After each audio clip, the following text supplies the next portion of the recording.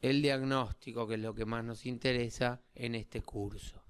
El diagnóstico de hidrofilariasis se hace buscando microfilarias circulantes, ya sea por un examen directo, después de sacar sangre, el veterinario pone entre porta y cubre y mira el microscopio y ve cómo se mueven las microfilarias o cómo se mueven los glóbulos rojos muchas veces, porque lo único que uno ve es un movimiento y nada más. El tubo capilar, que ya lo hablamos, después de centrifugar para ver el hematocrito, podemos observar las microfilarias en esa interfase directamente al microscopio. Con 10 aumentos podemos observar las microfilarias vivas moviéndose en esa interfase.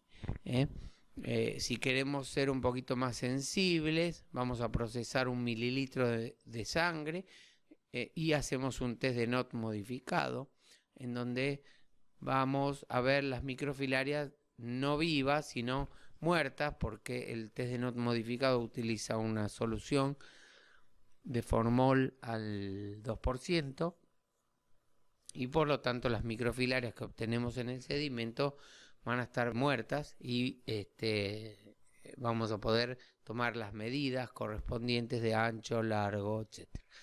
Muy bien, hay una técnica de filtración que permite filtrar hasta 5 centímetros cúbicos de sangre y sería de todas las técnicas de búsqueda de microfilaria la más sensible, porque es la que más sangre procesa. Muy bien. Hay una técnica de fosfatasas ácidas que no es para diagnóstico, sino que es para diferenciación de especies. Como dijimos, los perros pueden estar afectados por más de una especie de filárido. Dirofilaris mitis es la más patógena, es la especie más patógena y la más frecuente o prevalente, pero podrían aparecer otras especies de filáridos, como por ejemplo Dipetalonema reconditum, que hasta no hace mucho tiempo se llamaba así, ahora se llama Acanthocheilonema reconditum, y podemos diferenciar las microfilarias haciendo una técnica muy complicada pero efectiva, que es una técnica histoquímica llamada de las fosfatasas ácidas, aprovechando la actividad de fosfatasa ácida que tienen las microfilarias. Y después los test serológicos, que los llamamos un poquito así por costumbre, porque bueno, en principio si buscamos anticuerpos, antidirofilaria, sería una verdadera serología, pero también la mayoría de los test serológicos lo que buscan son antígenos, y es lo que más se utiliza en perros. El test de antígeno, o sea, buscamos antígenos que provienen de las hembras adultas. O sea, lo que detecta el test de antígeno, que es un test rápido, como si fuera un test de embarazo, son una glicoproteína que sale del mucus uterino de la hembra adulta. Por lo tanto, es diagnóstico no solamente de Dirofilaria mitis, ¿sí? Porque es específico este antígeno de Dirofilaria mitis, o sea que no haría falta hacer ninguna otra técnica para diferenciar la especie, sino que además también confirma la presencia de adultos en el corazón. Bueno, muy bien. Aquí, como se ven, las microfilarias en la interfase del capilar micromatocrito a 10 aumentos se mueven en un movimiento no progresivo, ondulante, o sea, no progresan en el campo microscópico.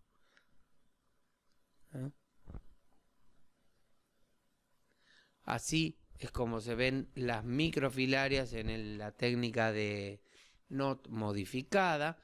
Es el sedimento de un tubo puesto entre porta y cubre de una microfilaria que después de centrifugarse está muerta por la solución de formol al 2%. Podemos medir el largo, el ancho, ver cómo es su cola, su extremo anterior, etcétera. Compararla con esos glóbulos sanguíneos fantasmas que andan por ahí. Muy bien. Así como vemos las microfilarias en el frotis coloreado con Maigrum Walchienza, cuando estamos, por ejemplo, haciendo una fórmula, podemos llegar a encontrarnos con una microfilaria, en este caso el extremo anterior de una. Ya dijimos entonces que el extremo anterior carece de células somáticas y esto es típico de Dirofilariasis. Para el diagnóstico de dirofilariasis en perros, entonces basamos la detección de adultos con el test de antígeno, básicamente, y la detección de microfilarias con el test de NOT, el test del capilar, etc. Hay situaciones en las cuales puede haber adultos sin microfilarias y lo contrario, ausencia de microfilarias con la presencia de adultos. Esta última situación es denominada dirofilariasis oculta, o sea, uno hace un test de NOT, por ejemplo, una detección de microfilarias, resulta negativa y sin embargo hacemos un test de antígeno y da positivo. Eso quiere decir que hay adultos hembra en el corazón. La verdadera dirofilariasis oculta sucede en aquellos perros que son hipersensibles a las microfilarias y por tanto las eliminan del torrente circulatorio con una reacción inflamatoria pasándolas a los tejidos. Por lo tanto, nosotros hacemos el test de NOT o alguna otra búsqueda de microfilarias, no las encontramos y el test de antígeno es positivo. Ese perro es el que se presenta como el clásico perro al que le decimos que tiene dirofilariasis oculta. También podría haber situaciones semejantes si administramos microfilaricidas como la ivermectina y los adultos no mueren, pero sí las microfilarias. Entonces el test de antígeno da positivo y las microfilarias están ausentes. Muchas veces también en otros casos pacientes que están infectados con adultos machos y hembras muy jóvenes, que todavía no han empezado a larviponer las hembras.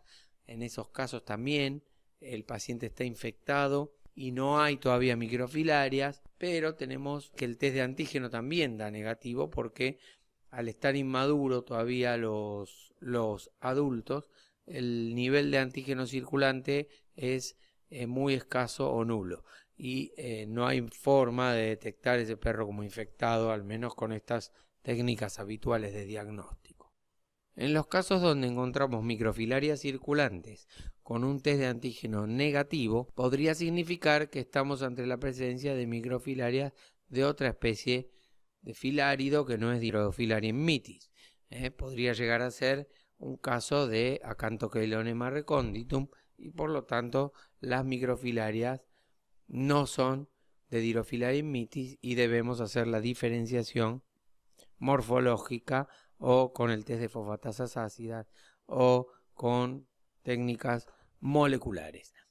Otros casos similares en donde el test de antígeno da negativo y nosotros tenemos microfilarias es aquellos perros, y esto no es poco frecuente, digamos, se da más o menos en alrededor del 20% de los perros, en los casos en donde el antígeno es revestido por anticuerpos, o sea, hay una reacción inmunológica contra el antígeno uterino y este complejo no puede ser detectado por el test o el kit de detección de antígeno, para lo cual hay que hacer un calentamiento previo del suero a 100 grados para poder desprender los anticuerpos que están pegados al antígeno. El antígeno es termoestable y es luego detectado por el test una vez que se hizo ese calentamiento previo. Bien. Bueno, esto es lo que les decía que había sucedido. Esto marca la tendencia en los primeros años del siglo XXI, ¿no? O sea, desde el 2001 al 2006.